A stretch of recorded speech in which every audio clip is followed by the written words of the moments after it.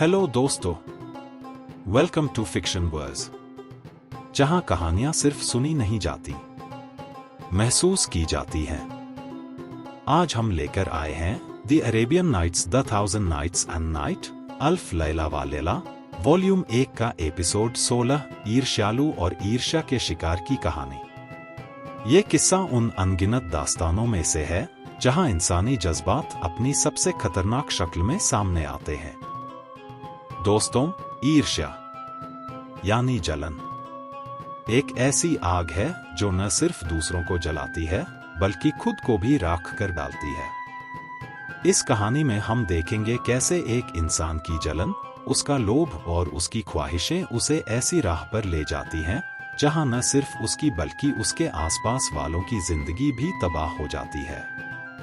अरबी लोक कथाओं की ये दास्तान हमें ये सिखाती है कि किस तरह किस्मत, तकदीर और इंसान के अपने कर्म मिलकर उसकी जिंदगी की नई इबारत लिखते हैं। तो आइए डूब जाते हैं इस जादुई और सबक से भरी हुई दास्तान में। ईर्ष्यालु और ईर्ष्या के शिकार की कहानी। कहते हैं, इफरीत। एक नगर में दो आदमी रहते थे। उनके घर आमने सामने थे और बीच की दीवार साझा थी। लेकिन जहां एक आदमी अपनी जिंदगी में संतोष और चैन से रहता था, वहीं दूसरा पड़ोसी उस पर जलता था, ईर्ष्या करता था। उसकी नजरों में हमेशा जहर भरा रहता। वह चाहता था कि किसी तरह अपने पड़ोसी की खुशी छीन ले, उसका नुकसान कर दे। दिन हो या रात, उसकी निगाहों में सिर्फ एक ख्याल था, कैसे मैं उसे गिराऊं, कैसे उसकी खुशियां मिटाऊं। धीरे धीरे उसकी जलन इतनी बढ़ गई कि उसे नींद आना मुश्किल हो गया। खाने का स्वाद फीका पड़ गया। वह बस अपने पड़ोसी की समृद्धि को देखकर तिलमिलाता रहता। लेकिन अजीब बात यह थी कि जितना वह उसे गिराने की कोशिश करता, उतना ही वह आदमी और तरक्की करता और अधिक धन दौलत, इज्जत और सफलता हासिल करता।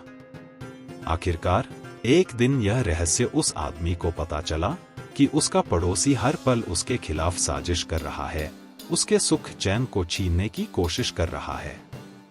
उसने गहरी सांस ली और खुद से कहा, खुदा की कसम, अल्लाह की ज़मीन बहुत बड़ी है, हर इंसान के लिए यहाँ जगह है।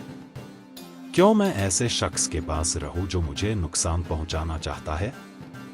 यह सोचकर उसने अपना घर, मोहल्ला और सब कुछ छोड़ दिया। वह एक दूसरे शहर चला गया। वहां उसने एक टुकड़ा जमीन खरीदी। उस जमीन पर एक पुराना सूखा कुआं था, खंडहर की तरह टूटा फूटा और बेजान। उसने उसी जमीन पर एक छोटा सा इबादतघर बनाया। अंदर सिर्फ जरूरी सामान रखा और खुद को पूरी तरह अल्लाह की इबादत और बंदगी में लगा दिया। दिन बीतने लगे और लोग हर ओर से उसकी ओर खिंचे चले आने लगे। फकीर, दरवेश, अल्लाह के नेक बंदे, सब उसके पास आते, उसकी बातें सुनते और उसका आदर करते। धीरे धीरे उसकी इज्जत और शोहरत पूरे शहर में, बल्कि आसपास के इलाकों में फैल गई। उसके नाम की गूंज सुनकर एक दिन खबर उसके पुराने पड़ोसी तक पहुंची। उसने सुना, अरे, जिस आदमी से तुम जलते थे, अब वह इस शहर में पहुंचा है। अल्लाह का नेक बंदे की तरह उसका सम्मान किया जा रहा है। बड़े बड़े लोग उसके मुरीद बन गए हैं। यह सुनते ही वह पड़ोसी भीतर ही भीतर जल उठा। लेकिन इस बार उसने एक और चाल चली। उसने तय किया, मैं खुद जाकर देखूंगा कि आखिर उसमें ऐसा क्या है कि सब लोग उसे इतना मानते हैं। और फिर वह लंबा सफर तय करके उस शहर पहुंचा। उसने उस जमीन पर कदम रखा जहां उसका पुराना पड़ोसी अब रह रहा था। वह इबादतघर के सामने पहुंचा। अंदर से नमाज की धीमी आवाज आ रही थी।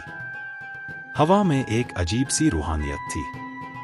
दरवाजा खुला और सामने वही आदमी खड़ा था जिसे कभी उसने परेशान करने की लाख कोशिशें की थी। लेकिन हैरानी की बात यह थी कि उस आदमी ने उसे देखकर कोई गुस्सा, कोई नफरत नहीं दिखाई। बल्कि चेहरे पर एक गर्मजोशी भरी मुस्कान थी।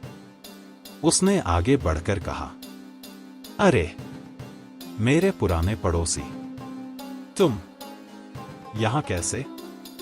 आओ, मेरे घर में तुम्हारा स्वागत है। देखो, यह जगह तुम्हारी भी है। उसकी आवाज में इतना अपनापन और सच्चाई थी कि सुनकर पड़ोसी कुछ देर के लिए निरुत्तर हो गया। पड़ोसी ने धीरे से मुस्कुराते हुए कहा, भाई, मुझे तुमसे अकेले में एक जरूरी बात करनी है। यही वजह है कि मैं इतनी दूर से तुम्हारे पास आया हूं। एक खुशखबरी है जो मैं सिर्फ तुम्हें बताना चाहता हूं। चलो, अपनी उस कुटिया के अंदर चलते हैं। भोले भाले इंसान ने सोचा, कितनी अजीब बात है, जो इंसान कभी मुझसे जलता था, आज खुद खुशखबरी देने आया है।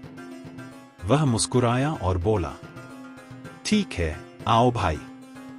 फिर उसने पड़ोसी का हाथ थामा और उसे अपने आश्रम के अंदर ले आया।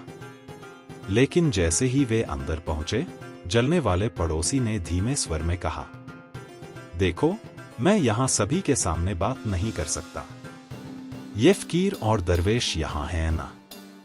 इन्हें कहो कि अपनी अपनी कुटियाओं में चले जाएं। जो बात मैं तुम्हें बताने आया हूं, वह सिर्फ तुम्हारे लिए है, और यह राज किसी और को पता नहीं चलना चाहिए। भोले व्यक्ति ने बिना शक किए फौरन अपने साथियों से कहा, भाइयों, आप सब अपने अपने कमरों में लौट जाइए। मुझे अपने इस मेहमान से कुछ निजी बात करनी है। सभी फकीर आज्ञाकारी थे। वे चुपचाप अपने अपने कमरों में चले गए। अब दोनों बाहर निकले और थोड़ी दूर तक चलते गए। हवा में रात की ठंडक थी।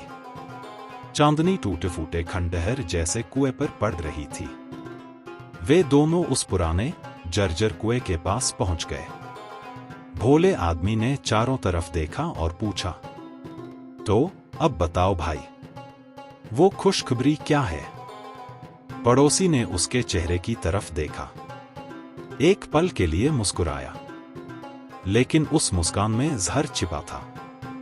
उसने मन ही मन कहा, यही वक्त है, यही मौका है। और अचानक उसने जोर से धक्का दे दिया। बेचारा आदमी आह की चीख भरता हुआ सीधे कुएं में गिर पड़ा। किसी ने देखा तक नहीं। पड़ोसी ने अपने हाथ झाड़े, गहरी सांस ली और खुद से बुदबुदाया, काम तमाम। अब ये मेरी आंखों की चुभन नहीं रहेगा। मैंने इसे हमेशा के लिए खत्म कर दिया है। और वह वहां से यूं चला गया जैसे कुछ हुआ ही न हो। लेकिन किस्मत को कुछ और ही मंजूर था। वह कुआं साधारण नहीं था, उसमें जिन्नात रहते थे। जैसे ही वह आदमी नीचे गिरा, जिन्नातों ने उसे संभाल लिया। वे उसे धीरे धीरे थामकर नीचे उतारने लगे, और जब वह कुएं के तल तक पहुंचा तो उन्होंने उसे एक बड़ी सी चट्टान पर बिठा दिया। अंधेरे में अचानक कुछ आवाजें गूंजी। एक जिन्न ने अपने साथियों से कहा, अरे, जानते हो यह कौन है? बाकियों ने एक साथ जवाब दिया, नहीं, हम तो नहीं जानते। कौन है ये? वह जिन्न बोला, यह वही नेक इंसान है जिसे लोग हसद का शिकार कहते हैं। यही वो है जो अपने जलनखोर पड़ोसी से बचकर इस शहर आया था। यहां उसने इबादतगाह बनाई, अल्लाह की बंदगी की और अपनी दुआओं से हमें भी रोशन किया। लेकिन वह जलने वाला पड़ोसी, हाँ वही, यहां तक उसका पीछा करता हुआ आया और चालाकी से इसे धोखा देकर इस कुएं में धकेल गया। जिन्नात गुस्से से भर उठे, क्या इतनी नीच हरकत? लेकिन उस वक्त वही जिन्न फिर बोला, सुनो, इस नेक आदमी की किस्मत बहुत ऊंची है। इसकी शोहरत आज रात ही हमारे शहर के सुल्तान तक पहुंच चुकी है, और सुल्तान ने तय किया है कि वह कल सुबह अपनी बेटी को लेकर इसके पास आने वाला है। दूसरे जिन्न ने हैरान होकर पूछा, बेटी को क्यों? आखिर हुआ क्या है उसकी बेटी को? उस पर तीसरे जिन्न ने जवाब दिया, उसे एक शैतानी रूह ने पकड़ लिया है। मायमून नाम का एक मारिद, दमदम का बेटा, उससे पागलपन की हद तक मोहब्बत करता है। उसने राजकुमारी पर कब्जा कर लिया है। सुनते ही बाकी जिन्न भी फुसफुसाने लगे। तो फिर क्या इसका कोई इलाज नहीं? वह जिन्न रहस्यमयी आवाज में बोला। इलाज बहुत आसान है, लेकिन उसे बस यह नेक इंसान ही कर सकता है। सुनो, उस आदमी के इबादत घर में जो काला बिलौटा, काली बिल्ली है ना, उसके पूंछ के सिरे पर एक सफेद दाग है, ठीक 1 दिरहम जितना गोल। अगर वह उस जगह से 7 सफेद बाल उखाड़ ले और उन बालों से धूप करके राजकुमारी को उस धुएं में बिठा दे, तो मारिद भाग जाएगा। वह कभी लौटकर नहीं आएगा और राजकुमारी जिंदगी भर के लिए सही सलामत हो जाएगी। वो सब बातें इफरीत उस भोले इंसान के कानों तक साफ साफ पहुंच रही थी। कुएं के अंधेरे में बैठा हुआ वह जिन्नात की हर बात ध्यान से सुन रहा था। उसका दिल अजीब सुकून और भरोसे से भर गया। तो ये है मेरे रब का करम, जिसने मुझे बचाया और अब मेरी किस्मत बदलने वाली है। रात गुजरी। सुबह की सुनहरी किरणें जब शहर की गलियों पर फैली, तब फकीर अपने शेख को खोजते हुए निकले। और जैसे ही उन्होंने नजर उठाई, उन्होंने देखा कि उनका शेख तो उसी जर्जर कुएं की दीवार चढ़कर बाहर आ रहा है। वे हैरान रह गए। उनकी आंखों में इज्जत और बढ़ गई। सुभान अल्लाह, हमारे शेख तो वाकई अल्लाह के नेक बंदे हैं। अब उसे याद था कि जिन्नों ने इलाज का राज बताया था। वह अपनी कुटिया में गया और उस काले बिलौटे के पास पहुंचा। बिल्ली आराम से सो रही थी।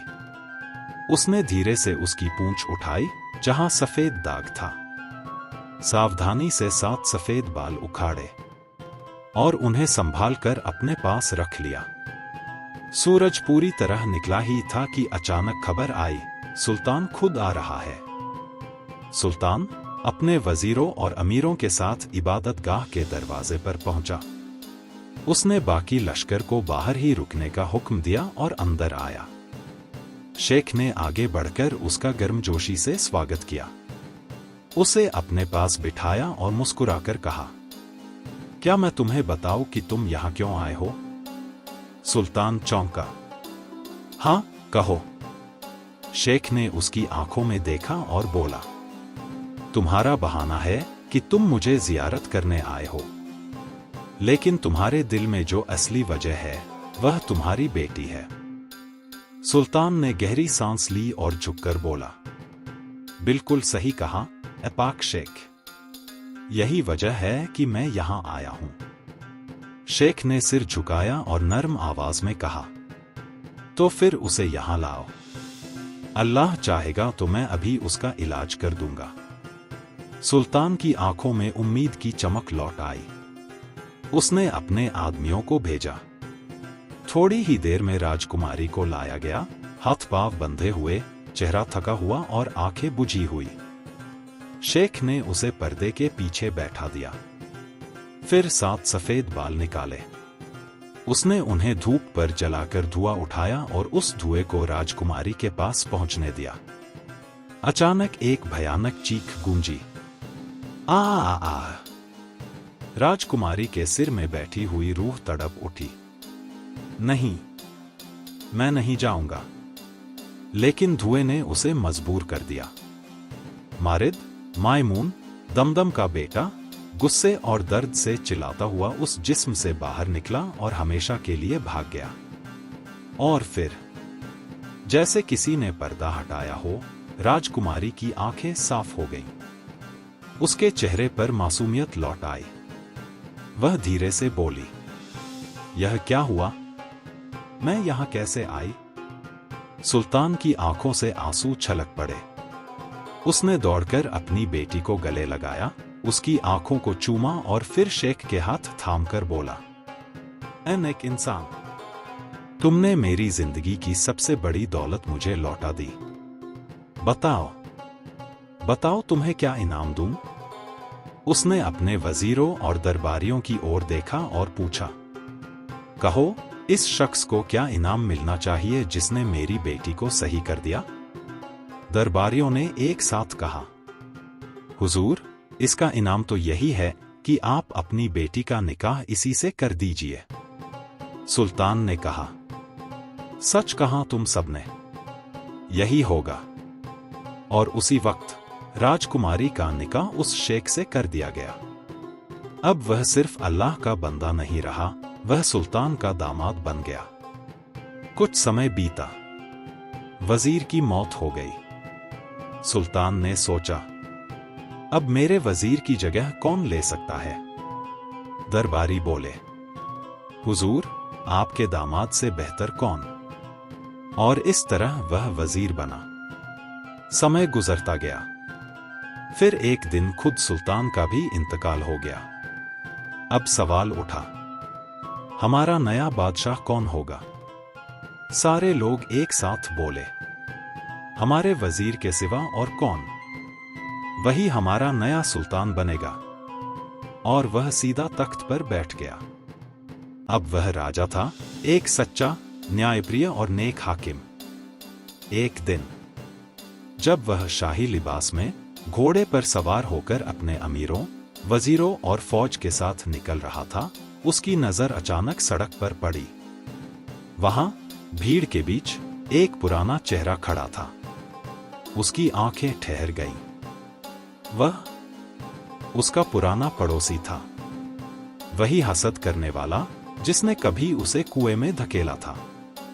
सुल्तान ने गहरी सांस ली और पास खड़े एक वजीर से कहा, उस आदमी को मेरे सामने लाओ, लेकिन ध्यान रहे, उसे डराना मत। राजा ने अपने वजीर को बुलाकर हुक्म दिया, इसे खजाने से 1000 मिस्काल सोना दो, 10 ऊंटों पर व्यापार का माल लाद दो और इसे पूरी इज्जत और सुरक्षा के साथ इसके अपने शहर पहुंचा दो। इतना कहकर राजा ने उस दुश्मन को विदा किया जिसने शुरू से ही नेक आदमी से नफरत की थी, हर समय उसके खिलाफ साजिशें रची थीं और यहां तक कि उसकी जान लेने के लिए सफर करके आया था। लेकिन देखो, इफरीत, उस नेक इंसान ने उस पर जुल्म का बदला लेने के बजाय उसे माफ किया, उस पर रहम किया और बख्शिशें दी। वह आदमी जिसे उसने घर से बेघर किया था, जिसने उसका चैन, उसकी नींद, उसकी जिंदगी हर पल खराब की थी, आज उसी के सामने झुककर बैठा था। और उसके बजाय कि वह उसे सजा देता, उसने उसके लिए दौलत और इज्जत का दरवाजा खोल दिया। राजा की यह दयालुता देखकर मैं फूट फूट कर रो पड़ा। आंसू ऐसे बह रहे थे जैसे दिल का बोझ आंखों से बाहर निकल रहा हो। और उस हालत में मैंने दर्द भरी आवाज में यह कहा, मेरी गलती माफ कर दो। क्योंकि अक्लमंद का तो यही शान होता है कि वह दूसरों की गलतियां माफ कर दे और बदले की आग को बुझा दे। मेरे अंदर तो तमाम तरह की कमियां हैं, तमाम तरह की खताएं हैं। अगर आप अपनी भलाई और नेकी से मुझे माफ कर देंगे तो यह आपका बड़ा करम होगा। जिस तरह हम ऊपर वाले से माफी की उम्मीद रखते हैं, उसी तरह हमें भी इस जमीन पर दूसरों की गलतियों को दरगुजर करना चाहिए।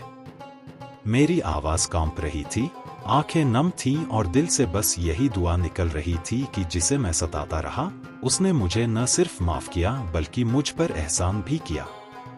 कहानी यहाँ पर रुकती नहीं, बल्कि यह एहसास और भी गहरा हो जाता है कि बदले की आग इंसान को अंधा कर देती है, लेकिन माफ करने वाला दिल वो इंसान को ऊपर उठाता है, उसे वह रोशन करता है जो किसी भी दौलत से बढ़कर है।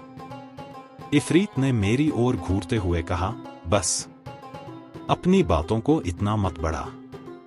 तुम्हें मारने से मुझे कोई डर नहीं और तुम्हें माफ करने की कोई उम्मीद मत रखो, लेकिन मेरे जादू से बच निकलने का कोई रास्ता नहीं है। ये कहते ही उसने जमीन से मुझे ऐसे उखाड़ लिया जैसे मेरी टांगों के नीचे की मिट्टी ही धंस गई हो। फिर अपने पंख फैलाए और मुझे लेकर आसमान में उड़ चला। मैं ऊपर उठता गया, इतना ऊपर कि जमीन मुझे एक बड़ी सफेद बादल जैसी या फिर पानी के बीच तैरते हुए प्याले जैसी दिखाई देने लगी। मेरी सांसें थम रही थीं, दिल धड़क रहा था, और तभी उसने मुझे एक ऊंचे पहाड़ की चोटी पर पटक दिया। फिर उसने मुट्ठी भर मिट्टी उठाई, कुछ रहस्यमय शब्द बुदबुदाए और उस मिट्टी को मेरे ऊपर छिड़कते हुए गरजकर बोला, इस रूप को छोड़ दे और बंदर का रूप धारण कर ले। उसकी बात पूरी भी न हुई थी कि मेरा जिस्म बदलने लगा।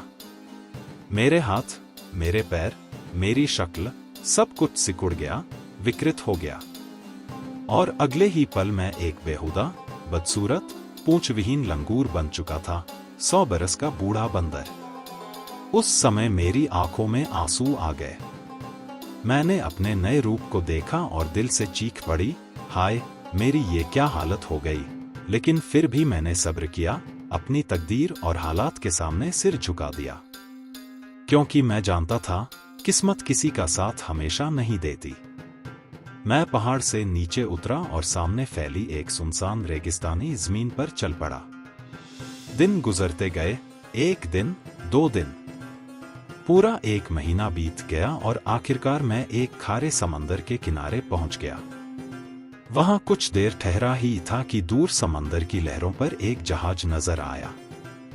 हवा उसके हक में थी और वो किनारे की ओर बढ़ता चला आ रहा था। मैंने पास ही एक बड़े पत्थर के पीछे छिपकर इंतजार किया। जैसे ही जहाज किनारे पहुंचा, मैंने छलांग लगाई और सीधे उस पर सवार हो गया। जहाज के अंदर व्यापारी और यात्री भरे हुए थे। मुझे देखते ही उनमें से एक चीखा, ओ कप्तान, ये अपशकुनी जानवर हमें बदकिस्मती देगा। दूसरा बोला, इसे यहीं से बाहर फेंक दो। तीसरे ने कहा, मार डालो इसे, तलवार से काट दो। चौथे ने तीर उठाते हुए कहा, यहीं खत्म कर देते हैं इसे। उनकी बातें सुनकर मैं कांप उठा। जान बचाने की आखिरी उम्मीद में मैं उछलकर जहाज के रईस, यानी कप्तान, के दामन से लिपट गया और मेरी आंखों से आंसू बरसने लगे। कप्तान कुछ देर मुझे देखता रहा, फिर उसका दिल पिघल गया। उसने ऊंची आवाज में सबको रोकते हुए कहा, ऐ व्यापारियों, ये बंदर मेरी शरण में आया है। जिसने भी इसे नुकसान पहुंचाने की कोशिश की, वो मेरा दुश्मन होगा। उस दिन से उसने मुझे अपने संरक्षण में ले लिया। वो मुझसे इंसानों की तरह पेश आता और मैं उसकी हर सेवा करता। जो कुछ वह कहता, मैं समझ लेता और उसके इशारे पर काम करता। बस अफसोस ये था कि मेरी ज़बान मेरी मर्जी का साथ नहीं दे रही थी। फिर भी कप्तान मुझसे इतना प्रभावित हुआ कि मुझे अपने दिल से चाहने लगा। जहाज ने अपनी यात्रा जारी रखी। हवा साथ दे रही थी और 50 दिनों तक हम समुद्र में सफर करते रहे। आखिरकार जहाज एक विशाल नगर की दीवारों के नीचे लंगर हुआ। यह शहर आबादी से खचाखच भरा हुआ था और सबसे बढ़कर यहाँ विद्वानों की इतनी तादाद थी कि उनकी गिनती अल्लाह के सिवा कोई नहीं कर सकता था। हम अभी उतरे ही थे कि राजा के दरबार से कुछ ममलूक अधिकारी जहाज पर आए। उन्होंने व्यापारियों का स्वागत किया और कहा, हमारे राजा ने तुम्हारी सलामती पर खुशी जताई है और ये एक फरमान भेजा है। इस पर तुम में से हर व्यक्ति को एक पंक्ति लिखनी होगी। जान लो कि हमारे राजा के वजीर, जो बहुत बड़े खताती यानी सुलेखक थे, अब इस दुनिया में नहीं रहे। राजा ने कसम खाई है कि जब तक कोई व्यक्ति उनके जैसी लिखावट नहीं दिखाता, तब तक वो किसी को वजीर नहीं बनाएगा। जहाज का माहौल अचानक बदल गया। हर व्यापारी के दिल में दहशत और उत्सुकता की लहर दौड़ गई। और मैं एक बंदर के रूप में सब देख रहा था, लेकिन मेरे मन में कुछ और ही चल रहा था। फरमान का वह लंबा चौड़ा पर्चा, जो 10 हाथ लंबा और 1 हाथ चौड़ा था, अब जहाज के हर उस व्यापारी तक पहुंच चुका था जिसे लिखना आता था। हर एक ने अपनी अपनी पंक्ति उस पर लिख दी। आखिर में जब आखिरी व्यापारी ने भी लिखना पूरा किया, तभी अचानक मैं, जो अब भी बंदर की शक्ल में था, एक झटके से खड़ा हुआ और उस पर्चे को उनकी पकड़ से छीन लिया। जहाज पर सन्नाटा छा गया। सबकी सांसें अटक गईं। उन्हें डर था कि कहीं मैं उस कीमती पर्चे को फाड़ न दूं या समंदर में फेंक न डालूं। वे सब मुझे रोकने के लिए आगे बढ़े, मुझे डराने की कोशिश करने लगे। लेकिन तभी मैंने अपने इशारों से उन्हें समझाया कि मैं लिख सकता हूं। मेरे इस इशारे को देखकर सबकी आंखें फैल गईं। व्यापारी एक दूसरे की ओर हैरानी से देखने लगे और कहने लगे, ये कैसी बात है? हमने आज तक किसी बंदर को लिखते नहीं देखा। कप्तान भी दंग रह गया, लेकिन उसने हिम्मत दिखाई और बोला, रुक जाओ, इसे लिखने दो। अगर इसने बकवास की, इधर उधर की लकीरें खींची, तो हम इसे लात मारकर जहाज से बाहर फेंक देंगे और मार डालेंगे। लेकिन अगर इसने सचमुच अच्छा और विद्वानों जैसा लिखा, तो मैं इसे अपना बेटा मान लूंगा, क्योंकि आज तक मैंने इतना समझदार और सलीकेदार बंदर कभी नहीं देखा।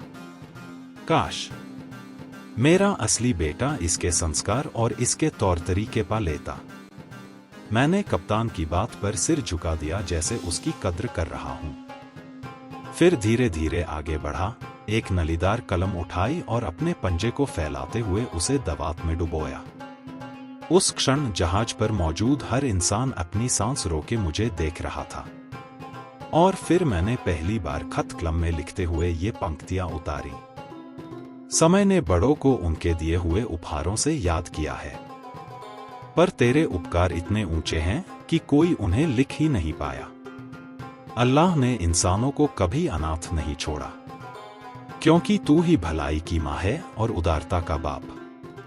ये देखकर सबकी आंखों में अचंभा भर गया, लेकिन मैंने रुका नहीं।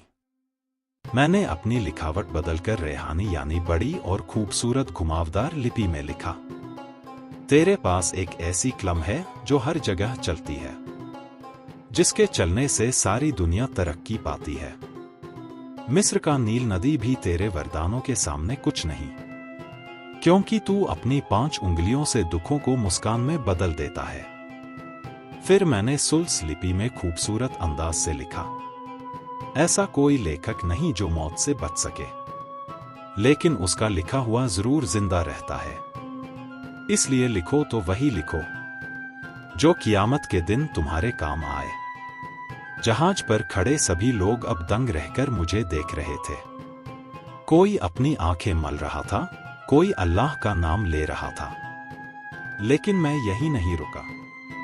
मैंने अगली बार नस्ख लिपि में लिखा, जब तकदीर हमें जुदाई देगी और हमें दूर के सफर पर भेजेगी, तब हमारी कलम हमारी तन्हाई और हमारे दर्द को बयान करेगी। स्याही की दवात हमारी जुबान बन जाएगी और हमारी लिखावट हमारी आहों की आवाज। इसके बाद मैंने तुमार लिपि में अपने पंजे से लिखा, सल्तनत किसी की सदा नहीं रहती। अगर इस सच्चाई को नहीं मानते तो बताओ, पहले जमाने के बादशाह कहां गए? जब तक हुकूमत है, नेकी के पेड़ लगाओ, ताकि जब तुम गिर जाओ, लोग तुम्हें याद करके तुम्हारी अच्छाई बयां करें। और आखिर में मैंने मुहक्कक लिपि में एक और गहरी बात लिखी, जब तुम्हारे दौलत और शोहरत की दवात खुले, तो उसकी स्याही उदार दिल और नेक हाथ से भरो। लिखो तो बहादुरी और भलाई के काम लिखो, ताकि तुम्हें कलम और तलवार दोनों से तारीफ मिले। मेरी हर पंक्ति, हर लिपि देखते ही देखते जहाज पर सन्नाटा और गहरा हो गया। व्यापारी, सिपाही, कप्तान, सबके चेहरे पर अचरज, श्रद्धा और हैरत के भाव थे। कोई समझ नहीं पा रहा था कि एक बंदर ये सब कैसे कर सकता है। मेरे लिखने का अंदाज और मेरी कला ने उन्हें पूरी तरह ने शब्द कर दिया। अब वह पर्चा, जिस पर सबने अपनी अपनी लिखावट दर्ज की थी, सिपाही लेकर दरबार में पहुंचे और राजा के सामने पेश किया। राजा ने बड़े गौर से हर पंक्ति को पढ़ा, लेकिन जैसे ही उसकी नजर मेरी लिखावट पर पड़ी, जो कि अब भी बंदर के रूप में मैंने लिखी थी, उसकी आंखों में चमक आ गई। बाकी सबकी लिखावट उसे साधारण लगी, मगर मेरी लिखी हुई पंक्तियां उसके दिल को छू गई। राजा ने पूरे दरबार को देखा और बोला, दरबारियों, जाओ, जिस इंसान ने ये पंक्तियां लिखी हैं, उसे मेरे सामने लाओ। उसे शानदार इज्जत का लिबास पहनाओ, एक खूबसूरत खच्चर पर बिठाओ, आगे आगे बाजे गाजे और नगाड़े बजते हुए आएं और उसे पूरे सम्मान के साथ यहाँ लाओ। ये सुनकर दरबारी मुस्कुराने लगे। राजा की आंखें लाल हो गईं और उसने गुस्से से दहाड़ा, ओ बदतमीजो, मैं हुक्म देता हूं और तुम हंसते हो? क्या ये मेरे हुक्म की तौहीन है? दरबारी घबराए, हाथ जोड़कर बोले, मालिक, नहीं, हमारी हंसी तेरे खिलाफ नहीं थी और इसका कारण भी है।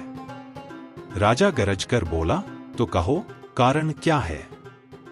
दरबारी झुककर बोले, बादशाह सलामत, ये सच है कि जिसने वो अल्फाज लिखे वो कोई इंसान नहीं, वो तो एक बंदर है, एक दुमरहित बाबून जो जहाज के कप्तान का है। ये सुनकर राजा की आंखें फैल गईं। उसने हैरानी से कहा, क्या ये बात सच है जो तुम कह रहे हो? सब दरबारी एक साथ बोले, हाँ मालिक, तेरी दरियादिली की कसम, यही सच है। राजा ठहाका मारकर हंसा। उसकी हंसी पूरे दरबार में गूंज गई। वो बोला, अल्लाह की कसम, अजीब बात है, मैं इस बंदर को कप्तान से खरीदना चाहता हूं। तुरंत ही उसने अपने सिपाहियों और नायबों को हुक्म दिया, जाओ उस जहाज पर, और चाहे वो बंदर हो चाहे इंसान, उसे वैसे ही इज्जत दो जैसे मैंने कहा। उसे सम्मान का लिबास पहनाओ, खच्चर पर बिठाओ, बाजे गाजे बजाओ और उसे मेरे सामने लाओ। दूत और सिपाही जहाज पर पहुंचे। कप्तान ने मुझे उनके हवाले कर दिया। उन्होंने मेरे शरीर पर सोने चांदी से कढ़ा हुआ शानदार लिबास पहनाया, जैसे किसी मंत्री या सुल्तान को पहनाया जाता है। फिर मुझे एक खूबसूरत खच्चर पर बिठाया गया। ड्रम बजने लगे, शहनाई और नगाड़े गूंजने लगे। सैकड़ों सिपाही मेरी शोभा यात्रा के आगे आगे चलने लगे। जब मुझे शहर की गलियों से होकर ले जाया गया तो लोग दौड़ दौड़ कर बाहर आने लगे। हर गली, हर मोड़ पर लोग चिल्ला रहे थे, अरे ये क्या हो रहा है? क्या हमारा बादशाह सचमुच एक बंदर को अपना वजीर बनाने जा रहा है? भीड़ उमड़ पड़ी। बच्चे, औरतें, बूढ़े, हर कोई मुझे देखने के लिए टूट पड़ा। पूरा शहर मानो उलट पलट हो गया, जैसे जमीन हिल रही हो। हर जगह सिर्फ एक ही चर्चा थी, बंदर और उसका अद्भुत हुनर। आखिरकार मुझे राजमहल में पहुंचाया गया और दरबार में लाकर राजा के सामने खड़ा किया गया। मैंने पूरी विनम्रता के साथ जमीन को 3 बार चूमा और फिर ऊंचे अधिकारियों और वजीर आजम के सामने झुककर सलाम किया। फिर जब मुझे बैठने की इजाजत मिली तो मैं भीगी आंखों और पूरे आदर के साथ घुटनों के बल सीधे बैठ गया। उस वक्त वहां मौजूद हर दरबारी, हर सिपाही मेरी अदा देखकर हैरान था। और सबसे ज्यादा हैरान था खुद बादशाह, जिसे यकीन ही नहीं हो रहा था कि एक बंदर इतनी तहजीब और इतनी अदब से उसका दरबार सजा सकता है। दरबार से राजा ने इशारा किया कि अब सारे लोग बाहर चले जाएं। पल भर में महल का विशाल कक्ष खाली हो गया। अब वहां सिर्फ राजा खुद थे, पहरे पर खड़ा खास हिजड़ा और एक छोटा सा गुलाम। वातावरण में गंभीरता थी, लेकिन उस गंभीरता के बीच एक रहस्य और उत्सुकता भी तैर रही थी। राजा ने हाथ के इशारे से हुक्म दिया कि मेरे सामने भोजन का एक शानदार खाना पान लगाया जाए। चांदी के थाल और सोने की कढ़ाईदार प्लेटों में हर किस्म के परिंदे परोसे गए, बटेर, तीतर, बटक, रेत में कूदने वाले और आसमान में उड़ने वाले हर तरह के पक्षी। थाल मानो रंग बिरंगे जीवन से भर उठे। राजा ने मेरी ओर देखा और मुस्कुराते हुए इशारे से कहा, आओ मेरे साथ बैठकर खाओ।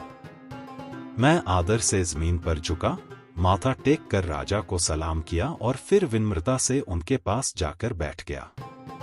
उस पल दरबार की शांति में सिर्फ बर्तनों की खनक और दिलों की धड़कनें सुनाई दे रही थी।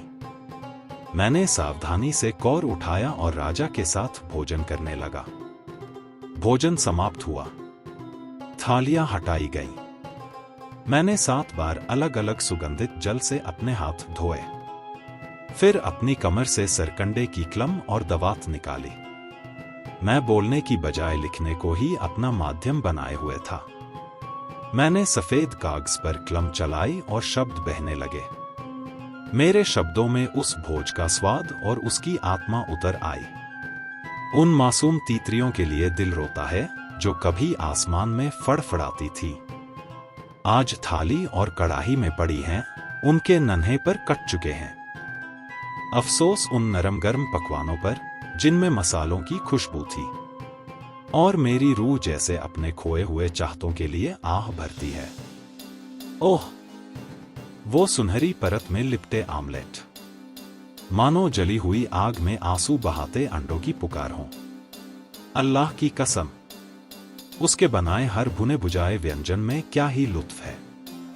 ये दालें, ये हरी पत्तियां सिरके और तेल में भीगी हुई, मानो स्वाद का एक अनोखा समंदर हो।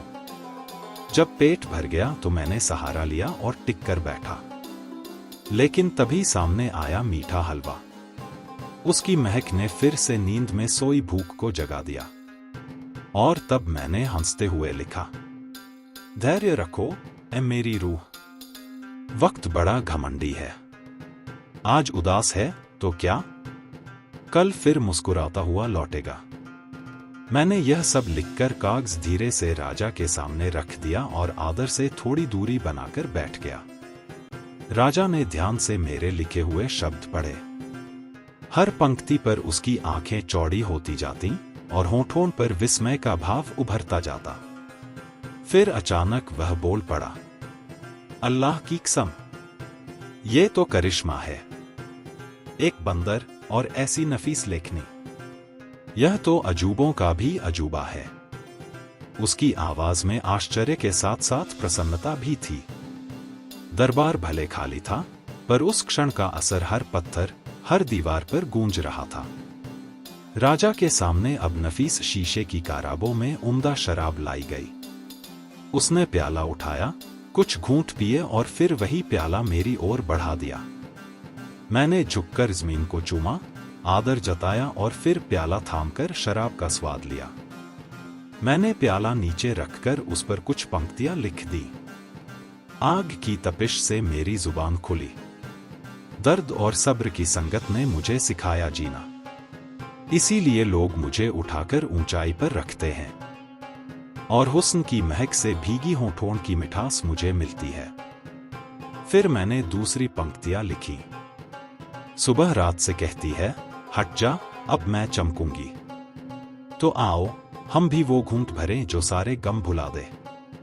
ये प्याला इतना नाजुक है, ये शराब इतनी साफ। मुझे शक होता है कि ये शराब प्याले में है या प्याला ही शराब में डूबा हुआ है।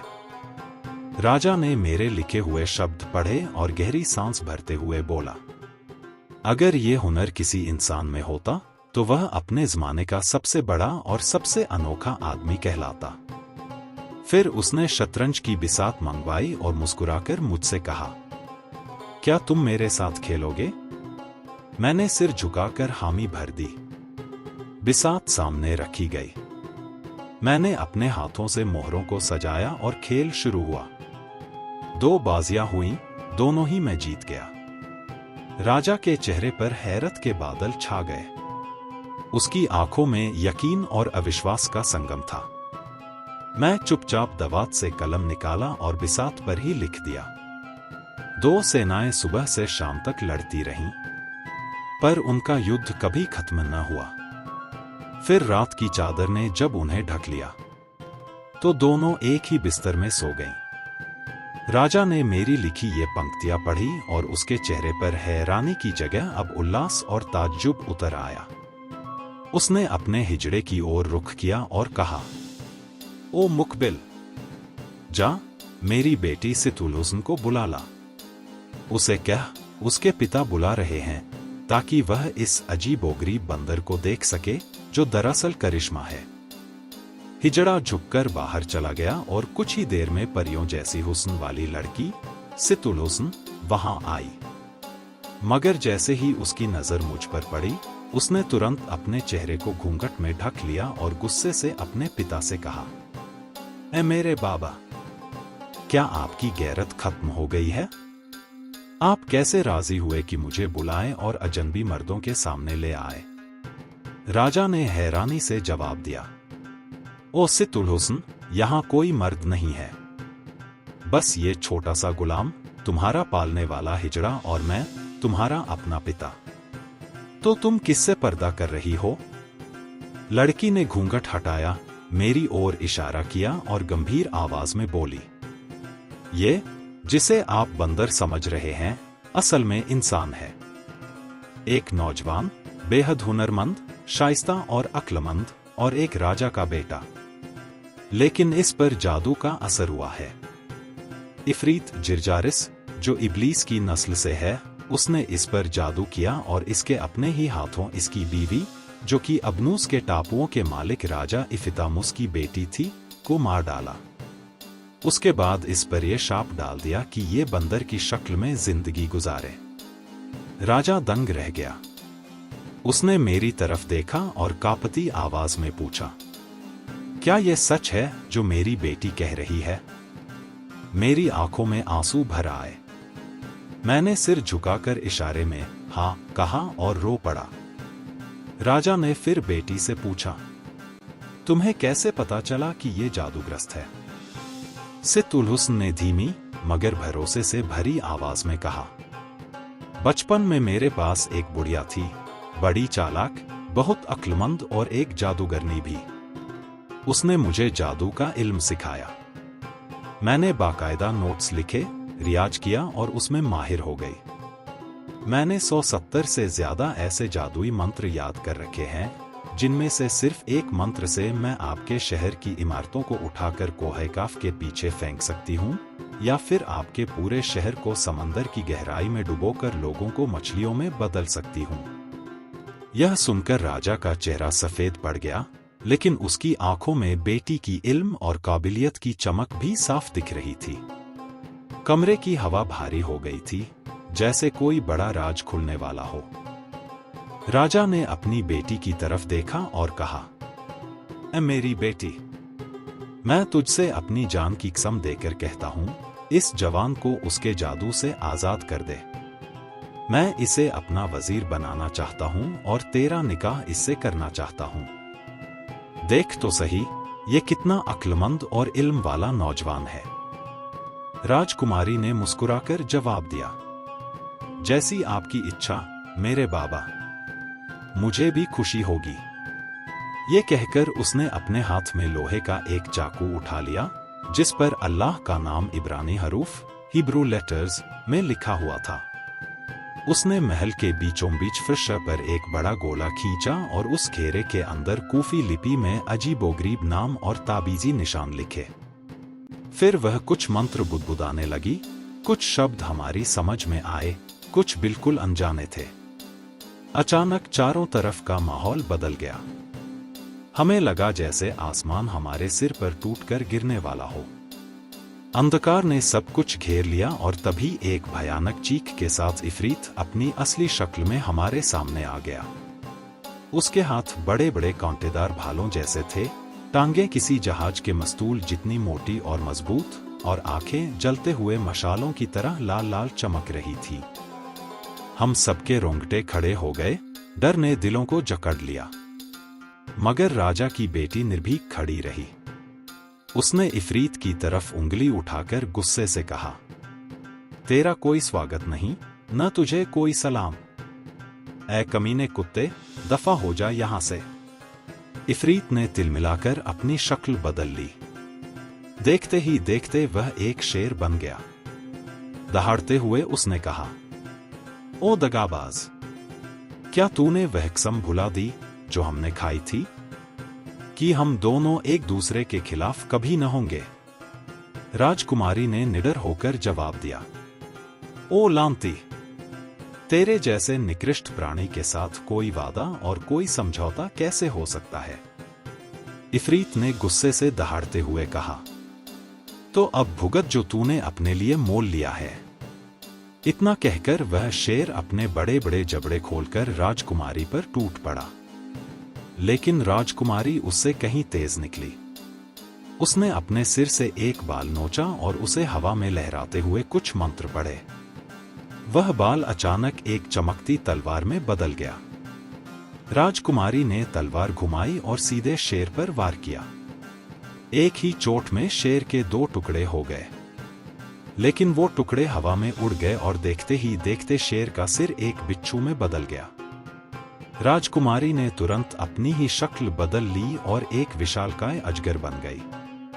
वह बिच्छू पर झपटी और दोनों के बीच भीषण लड़ाई शुरू हो गई। दोनों एक दूसरे पर लपेटते, बल खाते, डंक मारते और जहर उगलते। ये संग्राम कम से कम 1 पूरे घंटे तक चलता रहा। इतना कहते कहते शहरजाद ने अपनी कहानी रोक दी। महल में सुबह की अजान की आवाज गूंजने लगी थी और आसमान पर पहली रोशनी फैल रही थी। राजा शहरयार बेचैन होकर बोला, शहरजाद, तू क्यों रुक गई? आगे की कहानी तो और भी दिल दहला देने वाली थी। क्या हुआ फिर उस अजगर और बिच्छू की लड़ाई का अंजाम? शहरजाद ने धीमे से मुस्कुराकर झुकते हुए कहा, ऐ मेरे मालिक, रात का वक्त अब पूरा हो चुका है। सुबह हो गई है। मेरी दास्तान का अगला हिस्सा आपको अगली रात सुनाऊंगी। राजा ने गहरी सांस ली, मगर उसकी आंखों में कहानी का नशा अभी भी तैर रहा था। उसने मन ही मन सोचा, मैं इसे अभी मरने नहीं दूंगा। मैं कल रात तक इसे जिंदा रखूंगा ताकि आगे की दास्तान सुन सकूं। और इस तरह 14वीं रात खत्म हुई और राजा को अगली रात का बेसब्री से इंतजार रहने लगा। महल के उस अंधेरे और खामोश हाल में अगले दिन की रात फिर वही अजीब नजारा बना। कलंदर अपनी दास्तान सुनाता रहा। ऐ मेरी मालकिन, उसने कहा। राजकुमारी ने अपने नाजुक हाथों में एक चमकदार छुरी थामी, जिस पर हिब्रानी लिपि में रहस्यमय अक्षर खुदे हुए थे। उसने जमीन पर चौड़ा सा गोला खींचा और उसके अंदर कूफी लिपि में गूढ़ नाम और ताबीज लिखे। उसके होठों से अजीब सी मंत्र जप की आवाजें उठी, कुछ ऐसी जो हम समझ पाते थे और कुछ ऐसी जो हमारी समझ से परे थी। अचानक हमारे सामने अंधेरा छा गया, मानो पूरा आसमान हमारे सिर पर गिरने को हो। तभी वह अभिशप्त इफरीत अपनी असली शक्ल में प्रकट हुआ। उसकी भुजाएं लोहे की बहुदांतीय कांटेदार कांटियों जैसी थीं, पांव जहाजों के मजबूत मस्तूलों जैसे मोटे और मजबूत, और आंखें ऐसी मानो जलते हुए मशालों की लपटें हों। हम सब खौफ से कांप उठे, दिलों की धड़कनें जैसे रुक सी गईं। मगर राजकुमारी ने जरा भी डर न दिखाया। वह पूरे गुस्से में गरजी, तेरा यहां आना न स्वागत के काबिल है और न सलाम के, ऐ शैतान के कुत्ते। यह सुनते ही इफरीत गरजा और अपनी शक्ल बदलकर शेर बन गया। उसकी दहाड़ से महल की दीवारें हिल उठीं। उसने भयानक नजरों से राजकुमारी को घूरते हुए कहा, ऐ बेफा, हमने कसम खाई थी कि हम दोनों कभी एक दूसरे के खिलाफ न होंगे, और तूने वह वादा तोड़ डाला। राजकुमारी की आंखों में आग सी चमक उठी। वह तिरस्कार से बोली, ओ शापित, मेरे और तेरे जैसे घटिया जीव के बीच कोई समझौता हो ही कैसे सकता था। इफरीत शेर की शक्ल में और भी उग्र हो उठा। उसने गरजते हुए कहा, तो फिर तूने अपनी मौत खुद चुनी है, तैयार हो जा। इतना कहकर शेर ने अपना विशाल मुंह खोला और राजकुमारी पर झपट पड़ा। मगर वह फुर्तीली थी। उसने अपने सिर से एक बाल नोचा, उसे हवा में लहराया और कुछ गूढ़ मंत्र बुदबुदाए, और देखते ही देखते वह साधारण सा बाल एक चमचमाती तलवार बन गया। राजकुमारी ने पूरी ताकत से तलवार चलाई और शेर को बीच से चीर डाला। शेर के 2 टुकड़े होकर अलग अलग दिशाओं में उड़ गए। मगर इससे मामला खत्म नहीं हुआ, क्योंकि अचानक शेर का सिर बदलकर एक जहरीले बिच्छू में बदल गया। उसके डंक से जहरीली चमक उठ रही थी। यह देखकर राजकुमारी ने भी तुरंत अपना रूप बदला। उसका नाजुक जिस्म एक विशाल अजगर में बदल गया। उसकी लाल आंखों से बिजली सी कौंध रही थी और उसके फन से डरावनी फुफकारें निकल रही थी। फिर शुरू हुआ दोनों के बीच मौत का खेल। अजगर और बिच्छू आपस में लिपटते, मरोड़ते, कभी एक दूसरे को दबोचते और कभी जहरीले डंक से वार करते। जमीन पर उनकी टक्कर से महल की फर्श कांप उठती। यह संग्राम कोई मामूली लड़ाई नहीं थी। दोनों की शक्ति बराबर की थी। हम सब उस भयानक दृश्य को देखकर पत्थर की तरह जम गए। और यह घमासान 1 घंटे से ज्यादा चला, जहां हर पल ऐसा लगता था कि अभी इनमें से कोई एक मिट्टी में मिल जाएगा, मगर अगले ही पल वह और ताकतवर होकर उठ खड़ा होता। कहानी यहां तक पहुंची तो हर सांस रुक सी गई थी, क्योंकि ये जादुई संग्राम अपने चरम पर था। और फिर वह मंजर और भी भयानक होता चला गया। अभी अभी बिच्छू और अजगर की जंग खत्म हुई ही थी कि अचानक बिच्छू का रूप बदल गया। वह एक डरावने गिद्ध में बदलकर पंख फड़फड़ाने लगा। उसके पंखों की सरसराहट से पूरा महल गूंज उठा। राजकुमारी भी पीछे हटने वाली कहाँ थी। उसने भी अपना रूप बदला और एक विशालकाय गरुड़ नुमा चील बन गई। चील ने अपने नुकीले पंजों से गिद्ध पर झपट्टा मारा और दोनों की भिड़ंत आकाश में होने लगी। लगभग 1 घंटे तक दोनों परिंदे हवा में शिकार और शिकार करने वाले की तरह एक दूसरे को दबोचते रहे। फिर गिद्ध अचानक बदलकर एक काला जंगली बिल्ली बन गया। उसकी आंखें अंगारे जैसी चमक रही थी। वह फुफकारता, दांत निपोरता और जहरीली आवाज में म्याऊं म्याऊं करता हुआ चील पर झपटा। मगर राजकुमारी भी तत्पर थी। वह अब एक धब्बेदार भेड़िए का रूप धारण कर चुकी थी। और फिर शुरू हुआ महल के बीचों बीच भेड़िए और बिल्ली का घमासान युद्ध। फर्श पर उनके दौड़ने से धूल उड़ने लगी। उनकी दहाड़ और चीख से दीवारें कांप उठी। लंबे समय तक दोनों एक दूसरे को चीरने भालने की कोशिश करते रहे। आखिरकार जब काली बिल्ली ने खुद को हारता हुआ देखा तो वह तुरंत सिकुड़कर एक कीड़े का रूप ले ली और धीरे धीरे रेंगती हुई महल के बीच बने फव्वारे के पास पड़ी एक विशाल लाल अनार में समा गई। वह अनार अचानक फूलने लगा, इतना बड़ा हो गया कि तरबूज से भी विशाल दिखने लगा। फिर हवा में उछलकर जमीन पर आ गिरा और जोर से फट पड़ा। उसके असंख्य दाने बिखरकर पूरे फर्श पर फैल गए। राजकुमारी भी चुप कहाँ बैठने वाली थी। उसने भी अपना रूप बदला और इस बार वह बर्फ सी सफेद मुर्गा बन गई। मुर्गा पूरे फर्श पर दौड़ दौड़कर हर एक अनार का दाना चुगने लगा। उसका इरादा साफ था, एक भी दाना बचना नहीं चाहिए। लेकिन तकदीर को कुछ और ही मंजूर था। एक दाना लुढ़ककर फव्वारे के किनारे चला गया और वहां छिपकर पड़ा रह गया। मुर्गा जोर जोर से बांग देने लगा, पंख फड़फड़ाने लगा और अपनी चोंच से हमें इशारा करने लगा जैसे पूछ रहा हो, क्या कोई दाना बचा है? हम बेचारे उसकी बात समझ न सके। मुर्गे ने इतनी तेज बांग दी कि हमें लगा पूरा महल ढह जाएगा। फिर वह दाना अचानक फव्वारे के पानी में गिरा और पलक झपकते ही एक मछली में बदलकर पानी के भीतर गहराई में तैर गया। मुर्गा भी तुरंत बदल गया। इस बार वह एक विशालकाय मछली बना और दूसरे के पीछे पानी में कूद पड़ा। दोनों मछलियां कुछ देर तक पानी में गुम हो गईं। फिर अचानक वहां से दर्दनाक चीखें और कराहें सुनाई देने लगीं।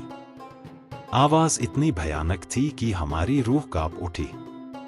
और तभी पानी के भीतर से वह अभिशप्त इफरीत निकल आया। अब वह आग की भयंकर लपटों में घिरा हुआ था। उसकी आंखों और नथुनों से धुआं और आग की धारें निकल रही थी। कुछ ही पल बाद राजकुमारी भी पानी से निकली। अब उसका रूप भी पूरी तरह आग का बन चुका था। वह जीवित अंगारे की तरह दहक रही थी। दोनों, इफरीत और राजकुमारी, आग के दरिया में बदल गए और उनकी भिड़ंत से महल का हर कोना धुएं से भर गया। चिंगारियां उड़कर हर दिशा में बरस रही थी।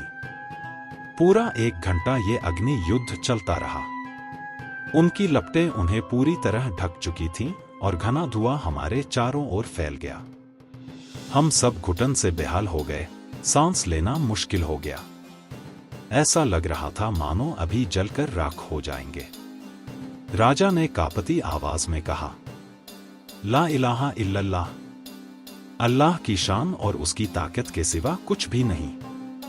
हम उसी के हैं और उसी की ओर लौटकर जाना है। हाय, काश मैंने अपनी बेटी को इस अभिशप्त बंदर का जादू तोड़ने का काम करने के लिए मजबूर न किया होता।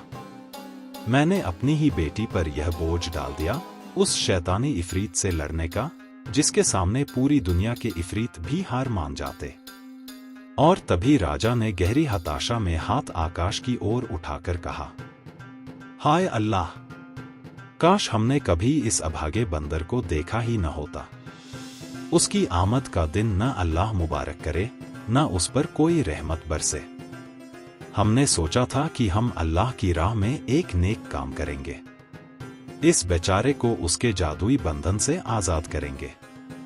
लेकिन अब देखो, हमने खुद अपने दिल पर आफत और दुख का पहाड़ डाल लिया है। मैं, हे मेरी बीबी, उस वक्त बिल्कुल गूंगा पड़ गया। मेरी जुबान तालू से चिपक गई थी, मानो उसमें जान ही न हो।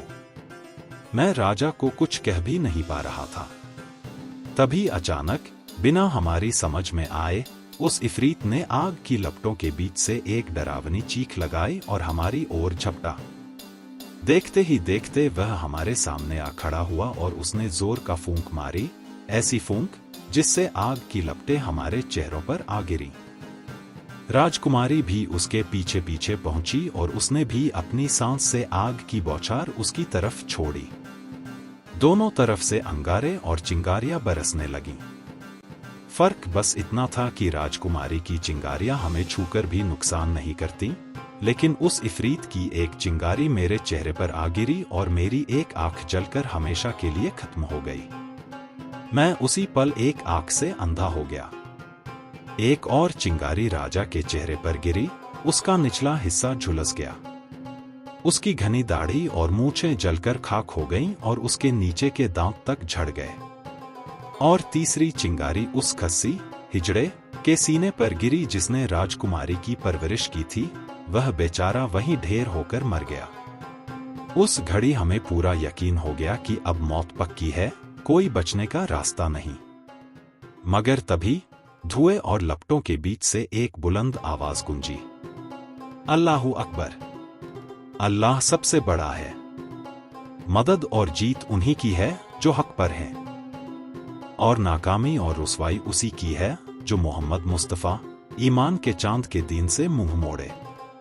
ये आवाज और कोई नहीं बल्कि राजकुमारी की थी। उसने इफरीत को पूरी तरह जला डाला था, वह अब बस राख का ढेर बन चुका था। राजकुमारी पास आई और थकी हुई आवाज में बोली, मुझे एक प्याला पानी लाकर दो। तुरंत पानी लाया गया। उसने उस पर कुछ अजीब सी बातें पढ़ी जिनका मतलब हमें समझ न आया। फिर उसने पानी के छींटे मेरे चेहरे पर डाले और कहा, मैं तुझे अल्लाह के नाम और उसके महान सत्य की ताकत से हुक्म देती हूं, अपनी असली शक्ल में लौट आ। और जैसे ही पानी मेरे चेहरे पर गिरा, मेरा पूरा जिस्म कांप उठा। देखते ही देखते मैं फिर से इंसान बन गया, वही राजा का बेटा। मगर अब मैं हमेशा के लिए एक आंख खो चुका था। फिर राजकुमारी अचानक दर्द से चीख उठी, आग, आग, ओ मेरे प्यारे अब्बा, वह कमबख्त इफरीत ने मुझे जहरीला वार कर दिया है। मैं मौत के मुंह में जा रही हूं। मैं जन्नत, जिन्नात से लड़ने की आदी नहीं थी। अगर वह कोई इंसान होता तो मैंने उसे शुरुआत में ही खत्म कर दिया होता। लेकिन मुश्किलें तब शुरू हुईं जब वह अनार फटा और उसके दाने बिखरे। उस वक्त मेरी नजर उस एक बीज पर न पड़ी जिसमें उसकी जान बसती थी। अगर मैंने उसी वक्त उसे उठा लिया होता तो वह तड़प कर मर जाता। लेकिन तकदीर को कुछ और ही मंजूर था, मैंने उसे छोड़ दिया। और वही मेरी गलती बन गई। उसकी सांसें भारी हो रही थीं, मगर वह बोली जा रही थी। उसके बाद वह अचानक मुझ पर टूट पड़ा। और फिर जमीन के नीचे, आसमान के ऊपर और पानी के भीतर हमारी जंग जारी रही। जितनी बार मैं उस पर कोई दरवाजा खोलती, उतनी ही बार वह मुझ पर उससे भी भारी दरवाजा खोल देता। आखिरकार उसने मुझ पर आग का दरवाजा खोल दिया। और जान लो, जिस पर भी आग का दरवाजा खुल जाए, बहुत कम ही लोग बच पाते हैं। सुनो, उस पल का मंजर कितना भयानक और दर्दनाक था। वो मासूम लड़की जिसने आखिरी सांस तक अपनी इज्जत और अपनी आस्था की हिफाजत की, वो आसमान की तरफ हाथ उठाकर रहम की भीख मांग रही थी। उसकी आंखों से आंसू बह रहे थे और उसकी आवाज कांप रही थी। हे खुदा, मुझे इस आग से बचा ले, मेरी मदद कर। अचानक उसके लिबास से एक काली चिंगारी उठी। पहले पैरों से होकर जांघों तक पहुंची, फिर सीने से होती हुई चेहरे तक आ गई। जब वो चिंगारी उसके चेहरे तक पहुंची तो वो रो पड़ी और टूटी आवाज में बोली, मैं गवाही देती हूं कि अल्लाह के सिवा कोई खुदा नहीं और मोहम्मद उसके रसूल हैं। बस ये कहने की देर थी। सबने देखा कि जहां वो खड़ी थी वहां सिर्फ राख का ढेर बचा और पास ही दूसरा ढेर उस शैतानी इफरीत की राख का। उस पल हम सबके दिल फट गए। मैं चाहता था कि काश मैं उसकी जगह होता, काश मैं वो मंजर कभी न देखता। वो हसीन चेहरा जिसने मेरी जिंदगी में मोहब्बत और सुकून भर दिया था, अब सिर्फ राख में तब्दील हो चुका था। लेकिन अल्लाह की मर्जी के आगे कौन टिक सकता है। जब बादशाह ने अपनी बेटी का वो हाल देखा, उसकी जान, उसका नूर, उसकी शान, तो उसने गम में अपनी दाढ़ी नोच डाली, अपना चेहरा पीट डाला, अपने कपड़े फाड़ डाले। मैं भी उसके साथ ऐसा ही करने लगा और हम दोनों बिलख बिलख कर रो पड़े।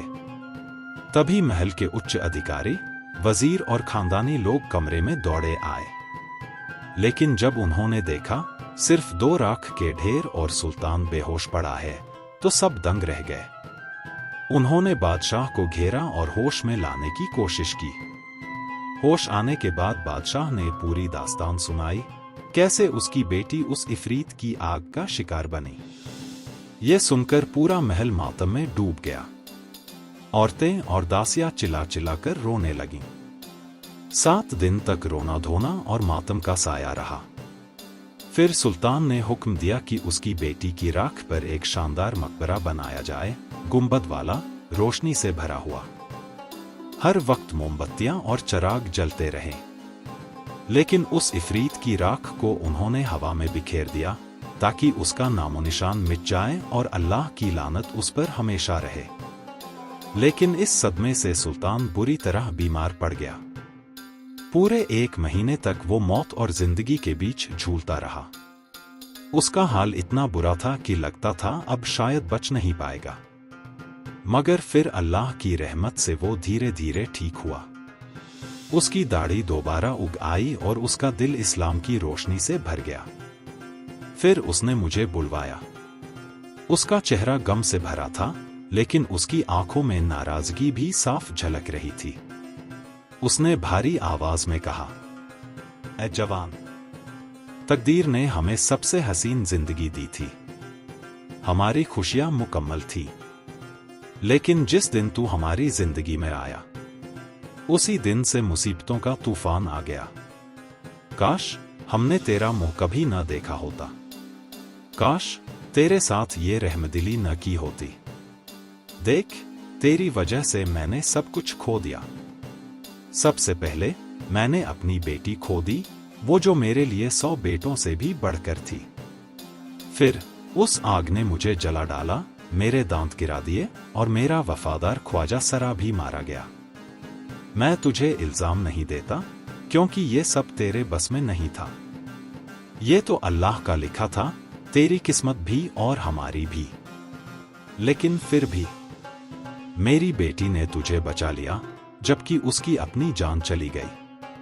अब मेरे बेटे, इस शहर को छोड़ दे, जा यहां से। और यही काफी है कि तेरे आने से हमें इतना बड़ा नुकसान हुआ। अगर तू फिर कभी मेरी नजरों के सामने आया तो मैं कसम खाता हूं, तुझे जान से मार डालूंगा।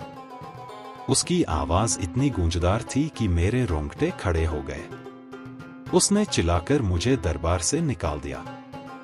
मैं वहां से निकल पड़ा, रोता हुआ, दिल टूटा हुआ।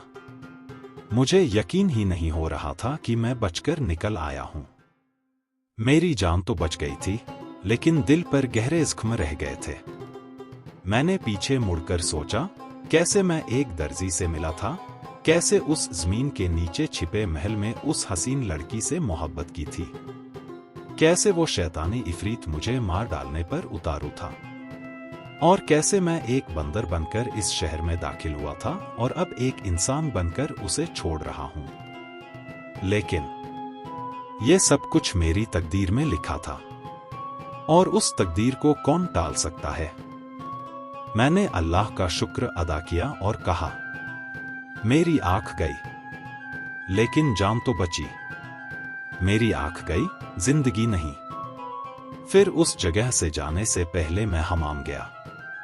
वहां जाकर मैंने अपना सिर, अपनी दाढ़ी, अपनी मूछें और अपनी भौहें तक साफ कर दी। राख उठाई और अपने सर पर डाल ली, और पहन लिया एक मोटा, खुरदुरा, काला ऊनी लिबास, कलंदर का भेस। उस हाल में, टूटे हुए दिल और भरे हुए जख्मों के साथ, मैं वहां से निकल पड़ा। हर दिन वही हादसे, वही मंजर मेरी आंखों के सामने घूमते रहते। वो हसीन चेहरा, उसकी चीख, उसकी राख, बादशाह का मातम, सब मुझे तंग करते। और मैं रोता और बार बार यही अशार दोहराता, मैं हूं परेशान, मगर अल्लाह की रहमत मेरे साथ है।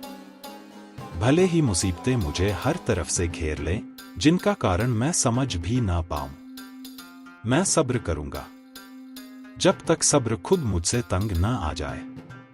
मैं सब्र करूंगा जब तक खुदा मेरी किस्मत पूरी न कर दे। मैं सब्र करूंगा बगैर शिकवा किए, एक टूटा हुआ और हारा हुआ इंसान बनकर। जैसे कोई प्यासा रेगिस्तान में भटकता है, वैसा सब्र करूंगा। मैं सब्र करूंगा जब तक कड़वे से कड़वा एलो भी मान ना ले कि मैं उससे भी ज्यादा कड़वी चीज पर सब्र कर रहा हूं। लोग कहते हैं दुनिया में सबसे कड़वी चीज एलो है और सब्र, लेकिन मेरे लिए सबसे बड़ी कड़वाहट तो ये है कि सब्र भी मेरे साथ धोखा कर रहा है। अगर मेरी जली हुई, झुर्रियों से भरी पेशानी बोल पाती, तो वो मेरे दिल का सारा राज खोल देती। अगर पहाड़ों को वो बोझ उठाना पड़ता जो मैं उठाए हूं, तो पहाड़ भी चूर चूर होकर बिखर जाते। ये बोझ आंधियों को खामोश कर सकता है, ये बोझ आग की लपटों को बुझा सकता है। और जो ये कहता है कि दुनिया मीठी है, वो एक दिन जरूर ऐसी कड़वाहट देखेगा जो एलो से भी ज्यादा जहरीली होगी। ऐसे ही सफर करते करते मैंने कई शहर देखे, कई जगहों पर गया। आखिर मेरा इरादा बगदाद पहुंचने का बना, दारुस्सलाम, अमन का शहर। मैं चाहता था कि खलीफा उम्मतुल मोमिनिन हजरत के दरबार में हाजिर होकर अपनी पूरी दास्तान सुनाऊं। और इस तरह सफर करते करते आज की ही रात में बगदाद पहुंचा। यहां मेरी मुलाकात सबसे पहले मेरे उस साथी से हुई, पहले कलंदर से। वो भी परेशान हाल खड़ा था। मैंने उसे सलाम किया, तुम पर सलामती हो। वो भी मेरे साथ गुफ्तगू में मशगूल हो गया। तभी हमारे तीसरे साथी, ये तीसरे कलंदर, भी हमारे पास आए और बोले, तुम पर भी सलामती हो, मैं भी एक मुसाफिर हूं। हमने कहा, हम भी अजनबी हैं और इस मुबारक रात इस जगह पर आए हैं। इस तरह हम तीनों एक साथ चल पड़े। किसी को किसी की कहानी मालूम न थी, लेकिन तकदीर हमें इस दरवाजे तक लाई और हम तुम्हारे घर में दाखिल हो गए। तो ए बीबी, यही मेरी कहानी है। यही वजह है कि मैंने अपनी दाढ़ी और मूछें मुंडवाई, और यही वजह है कि मैंने अपनी आंख गंवाई। गृहस्वामिनी बोली, तेरी दास्तान वाकई अजूबा है, लेकिन अब उठ, अपना सर सहला और अपनी राह पकड़। मगर मैंने जवाब दिया, नहीं, मैं कहीं नहीं जाऊंगा जब तक अपने साथियों की कहानी भी न सुन लूं। तभी आगे बढ़े तीसरे कलंदर।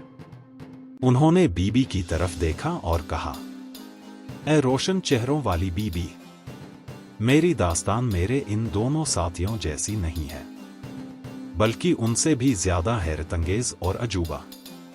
इनके साथ तो तकदीर और हादसे अचानक टूट पड़े थे, लेकिन मैंने खुद अपनी किस्मत अपने सिर पर ओढ़ ली। मैंने खुद अपनी बर्बादी चुनी, अपनी दाढ़ी और आंख खोई। तो सुनो मेरी कहानी भी। और इसी मोड़ पर शुरू होती है तीसरे कलंदर की दास्तान, एक ऐसी दास्तान जो इन दोनों से भी ज्यादा रहस्यमय और हैरान कर देने वाली है। तो दोस्तों, कैसी लगी आपको दूसरे कलंदर की पूरी दास्तान? प्यार, दर्द, गम और तकदीर से लड़ते लड़ते कैसे उसने सब कुछ खो दिया, यह सुनकर आपके दिल में क्या एहसास आया? अब जरा सोचिए, अगर पहले दो कलंदर की कहानियां इतनी दर्दनाक और अजीब थीं, तो तीसरे कलंदर की दास्तान कितनी ज्यादा हैरतअंगेज और रोमांच से भरी होगी। क्या आप तैयार हैं उस सफर के लिए? नीचे कमेंट में बताइए आपको इस कहानी का कौन सा हिस्सा सबसे ज्यादा छू गया। और अगर आपको ये किस्सा पसंद आया तो वीडियो को लाइक कीजिए, शेयर कीजिए और चैनल को सब्सक्राइब करना मत भूलिए, क्योंकि आगे जो आने वाला है वो और भी ज्यादा रोमांचक और चौंकाने वाला होगा।